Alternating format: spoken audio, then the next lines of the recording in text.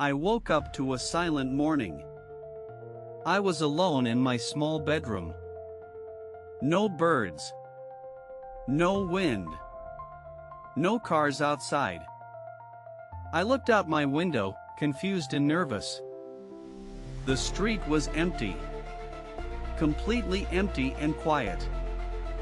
Usually, the bakery opens early. Today, it was dark. I put on shoes and stepped outside alone. The air felt heavy, like a warning. I walked down the road, calling for someone. Hello? Anyone there? Only silence answered. My neighbor's house was gone. Just grass remained. I rubbed my eyes, thinking it was a dream. But no, the mailbox was floating midair. I turned to run, but my house disappeared. Where I stood became a field of fog. Something was clearly wrong with this place. A sound echoed like static from old TVs. It came from behind, but nothing was there. I whispered, "What is happening to me?" The fog moved closer, wrapping around my feet. I forced myself to move, step by step. Shadows flickered inside the fog, just out of reach. I followed a narrow path between the trees. Strange symbols were glowing on the ground. They pulsed with light as I walked by. The path ended at a broken wooden sign. The letters read, "Welcome to Nowhere." I had never seen this place before. Still, it felt oddly familiar somehow. A figure appeared, sitting on an old bench. It wore a long coat and a hat. "Been expecting you," the figure said calmly. I asked, "Where is everyone? What's happening?"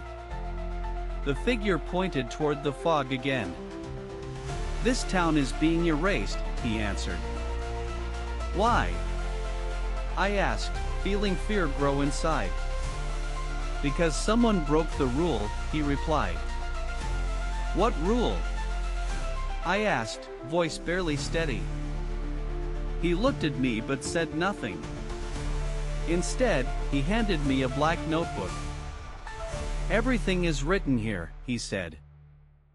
I opened it. Pages were blank. Suddenly, words appeared across the paper.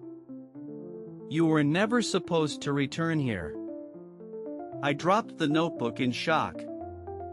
"I don't remember being here before." "You forgot," the man said with sadness. "You chose to forget what you did." I shook my head. "What did I do?" He looked away and vanished like smoke. I stood alone, notebook still glowing faintly. I turned the page and saw drawings. Each one showed the town slowly fading. My house, the bakery, even my school. They disappeared one by one in ink. This book showed the future, or past. I kept walking, unsure what was real. A mirror stood in the middle path. I looked inside and saw two reflections. One was me. The other smiled darkly. The second me reached out and waved. I stepped back, but the mirror cracked. Pieces fell like glass into the fog. My hand was bleeding, but not real. No pain. No warmth. Just red illusion. The fog parted, revealing the old school. I entered, halls empty and full of echoes.